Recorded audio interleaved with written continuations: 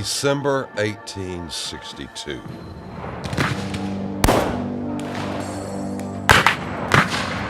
Quickly, get him out!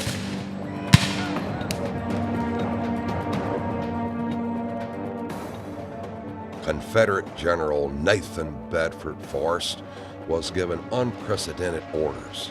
His mission: disrupt Federal rail and telegraph lines, supplying troops between Vicksburg, Mississippi, and Memphis, Tennessee.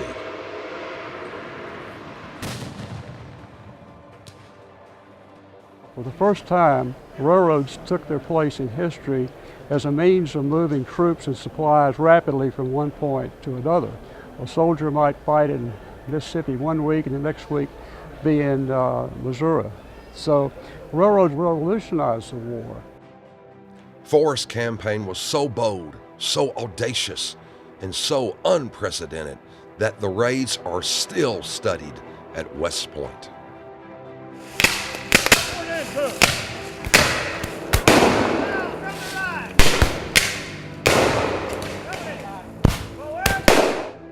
Forrest was a master of psychological warfare. As he moved his troops through Middle Tennessee, he spread rumors as to their exact numbers, intended to greatly exaggerate the number of troops. The fact was, Forrest was always outnumbered, and many times on many missions, darkness and stealth and nerve were required.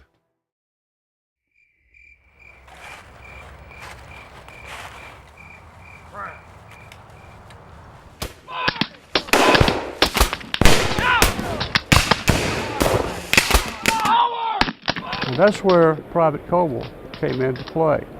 He and Major Nicholas Cox and their group of Middle Tennessee soldiers went to the trestle in the pre-dawn darkness of December 19, 1862.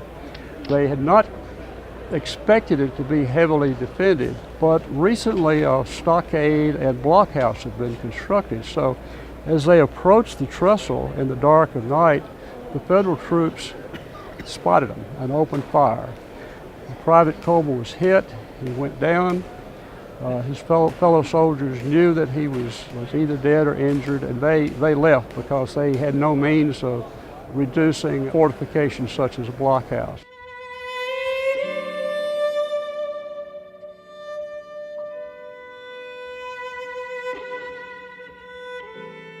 Private James Coble, the only casualty of a failed secret mission.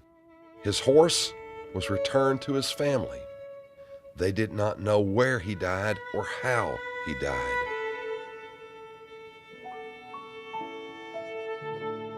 Private James Coble was 31 years old when he died. He was the father of 4 children. He farmed a 14-acre farm in near Hohenwald, Tennessee, in Lewis County. He had served the previous year as part of the 1st Tennessee Heavy Artillery. He was an artilleryman. So I think that was maybe one reason he was chosen to blow up a trestle. He had a knowledge of gunpowder.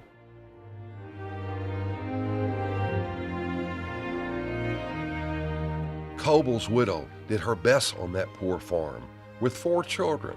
It had to be difficult. They grew their own food, made their own clothes, and made it on 14 acres of mediocre farmland.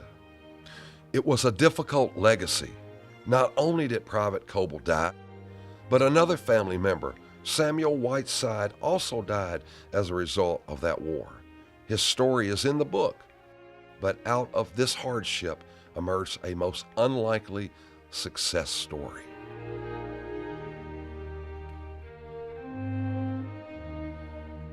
J.A. Coble, the son of the private, was destined for greatness.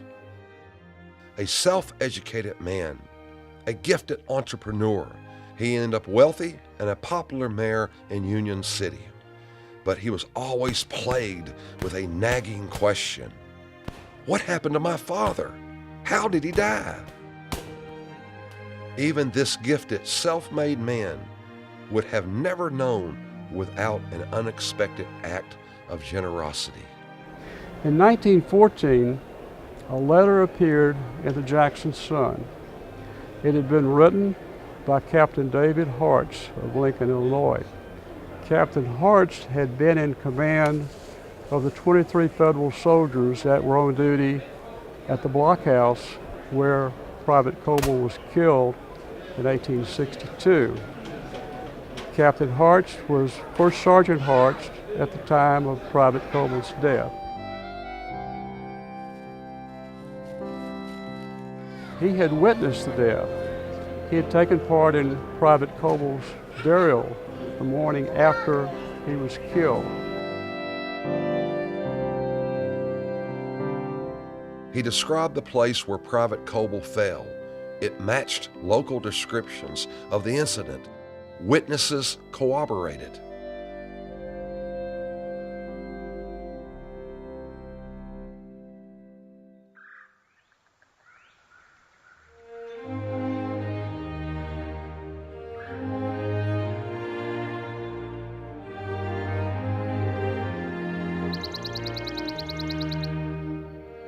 And so a grateful son commissioned a rare monument to his father.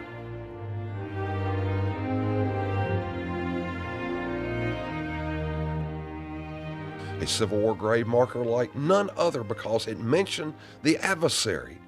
The inscription includes both sides, both men, Private Coble and Captain Hartz.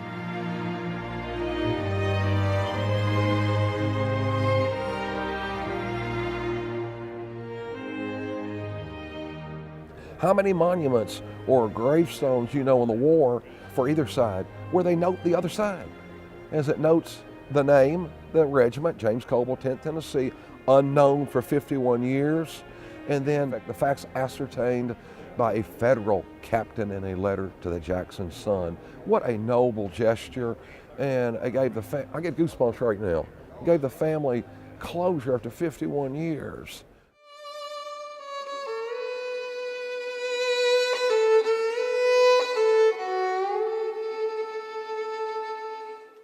And why did Captain Hartz insist to write a detailed description of Private Coble's death 51 years earlier?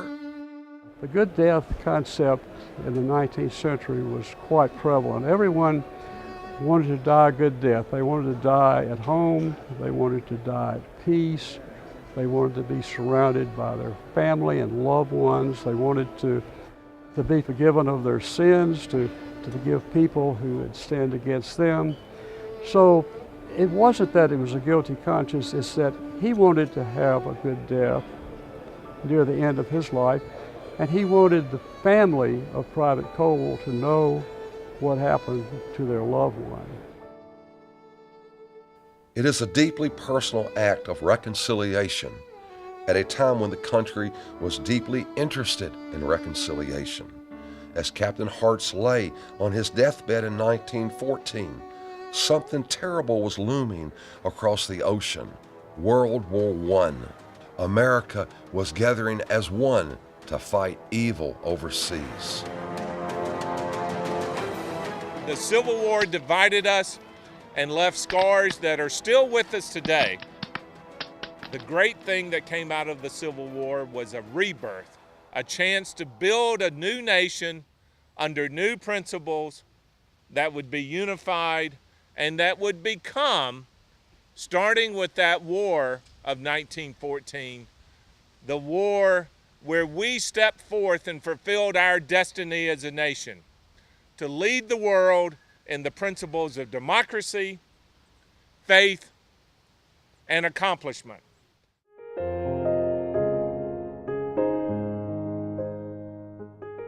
A monument to healing. Dr. Charles Cox reached deep into his family history and his own heart to bring to life the story of his great-great-grandfather's death and the unexpected ending to the story, co-authored and researched by Civil War historian Dr. Spurgeon King.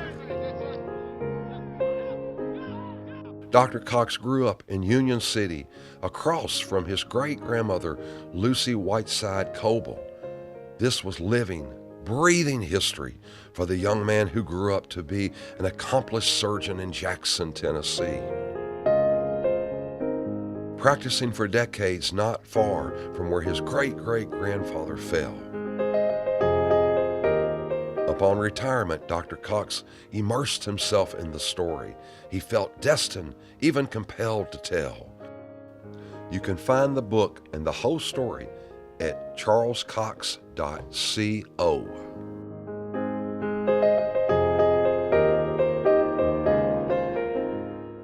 A remarkable story that begins in war and ends in a lasting peace.